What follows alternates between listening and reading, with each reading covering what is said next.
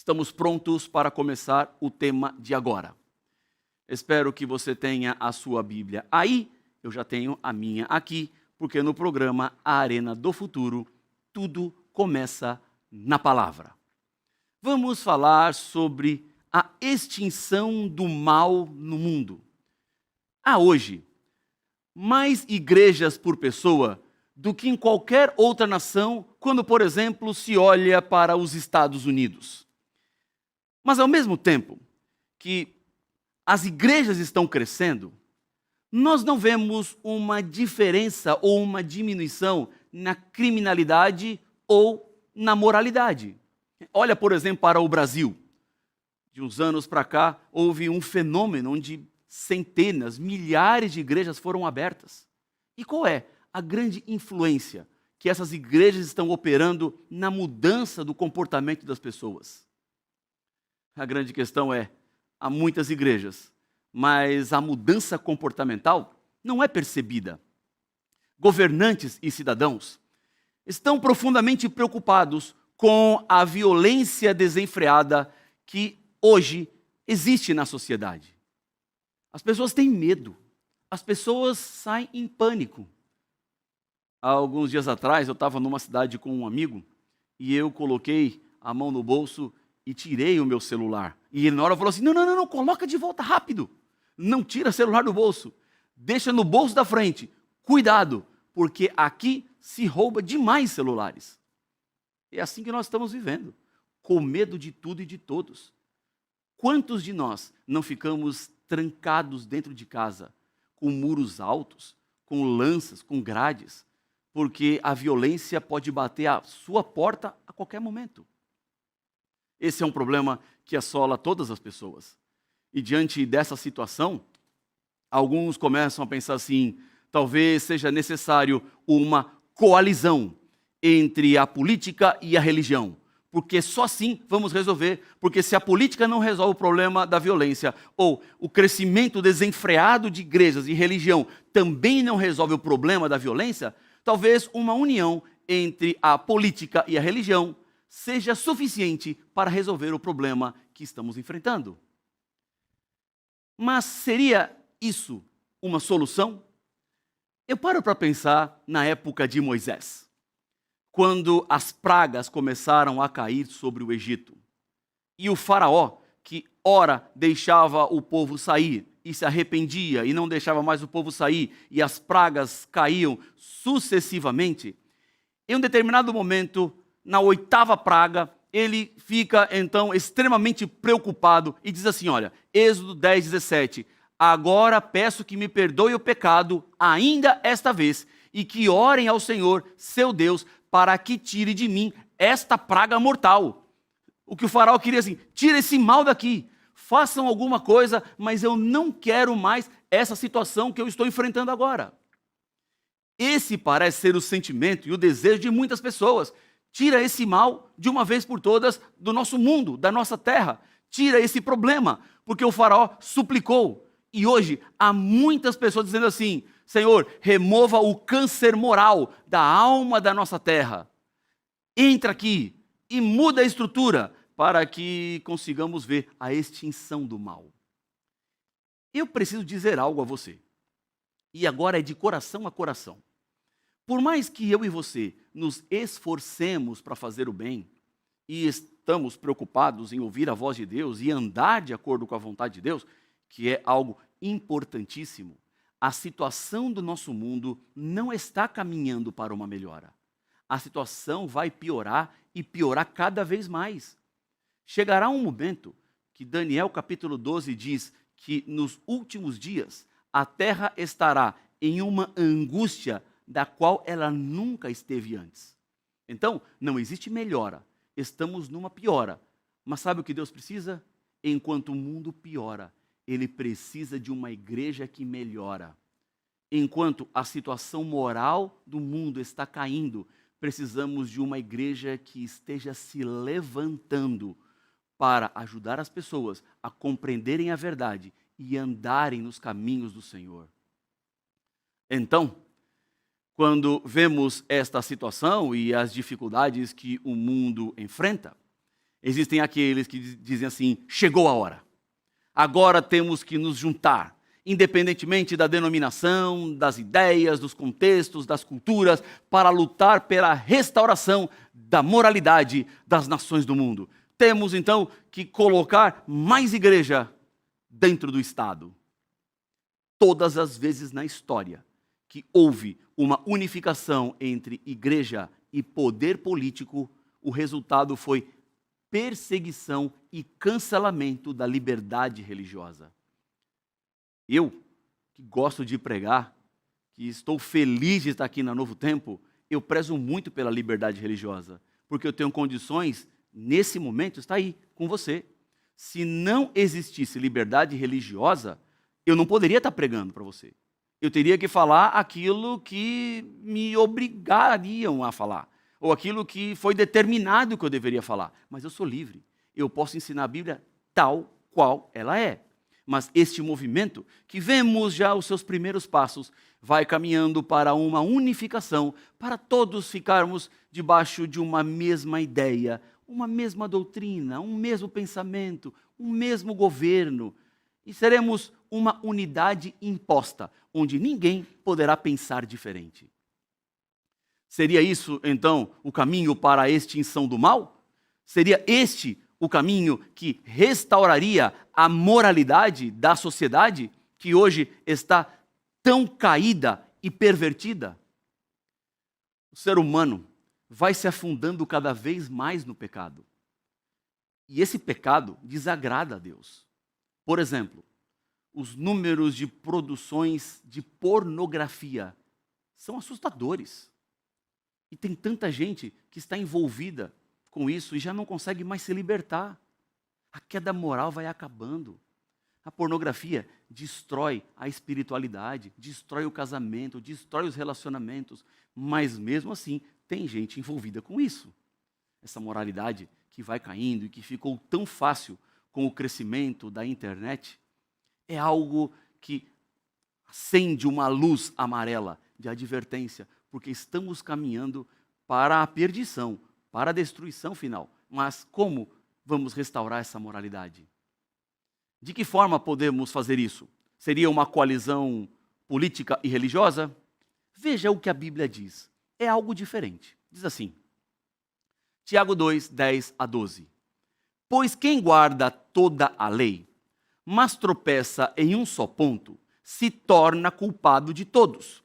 Porque aquele que disse não cometa adultério, também ordenou não mate. Ora, se você não comete adultério, porém mata, acaba sendo transgressor da lei. Assim, falem e vivam como pessoas que serão julgadas pela lei da liberdade. O grande problema moral do nosso mundo, sabe qual é? É que as pessoas não obedecem à lei de Deus. Essa lei foi deixada de lado. Ou existem aqueles que, ainda que obedeçam à lei de Deus, tiraram alguns mandamentos ou apenas um único mandamento. Só que, de acordo com aquilo que Tiago está nos dizendo, se você guarda os mandamentos, mas não guarda em sua totalidade, você se torna culpado de todos os mandamentos. Então, na conta divina, 10 menos 1 não é 9. 10 menos 1 é 0. 10 menos 2 não será 8, será 0. Esta é a conta que devemos fazer. Então, o problema da moralidade do mundo é que o ser humano não obedece à lei de Deus. Ele deixou de lado. Então, a lei que fala não cometa adultério é a lei que fala para você não matar. É a lei que fala para você não mentir. É a lei que fala para você honrar pai e mãe. É a lei que fala que você não deveria ter outros deuses diante do Senhor. A lei que fala para você não roubar. Esta é a lei de Deus. Agora, se o ser humano não obedece à lei moral de Deus, o que resulta disso é imoralidade, é gente depravada, gente que está contra a vontade de Deus, gente que é rebelde e que vive uma anarquia. Deus já deu o caminho para todos nós. Não existe coalizão política ou religiosa. Existe decisão espiritual daqueles que foram alcançados por Deus de obedecerem e guardarem os 10 mandamentos. É assim que nós vamos acabar com o mal no mundo. Eu tenho certeza disso, porque a lei de Deus, ela é eterna. A lei de Deus é perfeita, não tem o que mexer. Se o ser humano abrir os ouvidos, abrir o coração e pedir forças para Deus para seguir pelo caminho, Deus vai te dar essa força necessária. Alguém pode falar assim, pastor, mas não é possível guardar os 10 mandamentos, porque nós somos pecadores. Então, quando eu menos percebo, eu vou pecar. Eu não estou falando de perfeição, porque não existe perfeição na ótica da Bíblia. Todos nós somos pecadores. Caímos e recaímos e tornamos a cair. A diferença é que os cristãos são aqueles que estão buscando viver de acordo com a lei de Deus. E quando eles caem, eles tomam consciência, se arrependem, confessam e buscam forças em Deus para não cair de novo. Ele não fica lá afundado no pecado. Ele não fica como no meio de um lamaçal de desgraça e destruição. Mas quando ele cai no pecado, ele prontamente quer se levantar e pede forças para Deus para não cair de novo. Então, essa é a diferença. Perfeição é uma outra história. Perfeição teremos quando Jesus Cristo voltar e num abrir e fechar de olhos seremos transformados. É exatamente isso que Deus está dizendo para mim e para você. A lei de Deus é a lei que precisa ser obedecida. Veja o que escreveu Richard Charles Lenski. A lei não é como um conjunto de 10 pinos de um jogo de boliche que, quando atingido pela bola, derruba apenas alguns e deixam outros em pé. A lei é uma unidade. Sua unidade é o amor. Violá-la em um ponto é violar o amor em sua totalidade. Então, se você pega a lei de Deus e não segue a lei de Deus, você pode até seguir 90%, mas para Deus é 0. Então, não há seletividade nos mandamentos. Todos os mandamentos devem ser obedecidos. É isso que Deus espera para mim e para você. Nas leis de Deus, há um mandamento, infelizmente, que a igreja cristã esqueceu. E quando esse mandamento foi esquecido, a humanidade tornou-se culpada de todos os mandamentos, dos outros 9 mandamentos. Exatamente isso. Lembra? Transgride um, é como se transgredisse todos. Se eu tiro qualquer ponto da lei do Senhor, é como se eu não seguisse a lei do Senhor. A situação moral do mundo caminha da forma como está, exatamente porque as pessoas estão deixando de lado uma parte importante da lei de Deus. Esse mandamento esquecido é o mandamento que está estabelecido como o quarto nas 2 tábuas que Deus deu para Moisés lá no Monte Sinai. Venha comigo para Êxodo 20, versículos 8 a 11. Diz assim a Bíblia, a palavra do Senhor. Lembre-se do dia de sábado. Só o começo aqui já é suficiente para entendermos o que é que Deus está querendo dizer. Quando o mandamento diz assim, olha, lembre-se, é porque Deus sabia que o ser humano iria esquecer. E é por isso que ele está dizendo, olha, vocês têm que se lembrar. A humanidade pode esquecer, a sociedade pode trabalhar para que você esqueça, mas você precisa se lembrar. Talvez você está pensando assim, pastor, mas é tão difícil essa questão do sábado, né? Eu sei, mas quem pediu o sábado foi o próprio Deus, e quando Ele pede, Ele dá forças. Eu não posso vir aqui na tela da TV Novo Tempo e falar para você assim, não, deixa o sábado para lá, não tem importância. É muito mais difícil obedecer à lei de Deus. É complexo guardar o sábado, porque o mundo hoje trabalha para que você não consiga guardar o sábado. Mas esta é a verdade de Deus. Eu não posso maquiar a verdade. Eu tenho que escancarar aquilo que a Bíblia me apresenta como revelação e colocar diante dos seus olhos. E o que eu posso fazer é pedir para você uma decisão. É apelar o seu coração para que você siga aquilo que Deus espera para a sua vida. E ao seguir, você receberá a bênção do Senhor, porque Ele vai te ajudar. Então ele fala, lembra-se do dia do sábado para o santificar. 6 dias você deve trabalhar, mas o sábado, não. O 7º dia é o sábado dedicado ao Senhor. Não faça nenhum trabalho nesse dia, nem você, nem seu filho, nem sua filha, nem o seu servo, nem a sua serva, nem o animal, nem o estrangeiro das suas portas para dentro. Tem gente que acha que o sábado é um dia para não fazer nada. E eu já ouvi pessoas falarem assim, os adventistas não fazem nada no sábado. Não, o adventista faz muita coisa no sábado. Só que o adventista não faz é cuidar dos próprios interesses.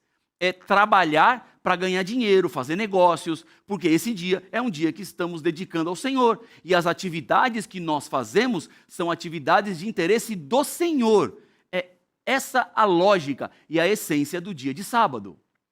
Esse mandamento é um mandamento, então, que leva o ser humano à obediência. Por quê? Qual é a justificativa? Em 6 dias fez o Senhor os céus e a terra, o mar e tudo o que neles há.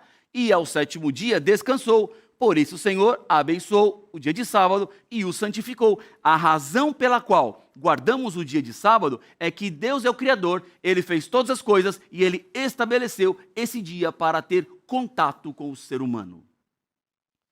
A doutrina mais importante de toda a Bíblia é a doutrina da criação. Se você tira a doutrina da criação, não sobra mais nada da Bíblia. É exatamente isso. Se você arranca Gênesis 1 da Bíblia, que fala que Deus é o Criador de todas as coisas, nada mais se sustenta. Porque se Deus não criou, não existe salvação, não existe redenção, não existe mais nada. Não existe esperança para mim e para você. Mas porque Deus é o Criador, Ele estabeleceu a forma como eu e você deveríamos viver. Então, se existe mal nesse mundo, tem uma saída. E a saída está em obedecer ao Senhor. A saída está em andar de acordo com a vontade do Senhor. E o sábado é aquele mandamento que identifica aquele que estabelece as leis do universo. Aquele que diz o que fazer e o que não fazer. Quando temos Deus como nosso legislador, estamos seguros, porque Ele sempre vai dizer aquilo que é melhor. Deus sempre nos apontará para o melhor caminho.